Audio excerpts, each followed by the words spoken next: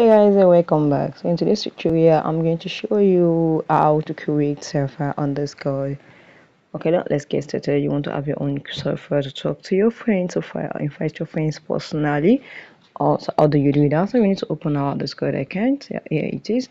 Once you open your Discord account, what you need to do is you need to come here to this your plus button here, or click on the plus and you need to see a server, something like this. Just click on here, create my own. Is it for a club or a community or for you and your friends? I'm going to use for me and your friends. So you have to upload a picture. Is this the username you want to use? If you want to change the server name, you can change it.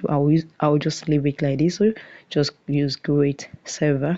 So you need to add some people. Just click on share link if you want to add, and you can click on skip for now. And the next thing is, wow, our server is being created. Very simple. So we have to go through all this process for us to be able to do it. We have to invite friends. You can say invite your friends. This is the first one. So go through all this process and everything is going to set up.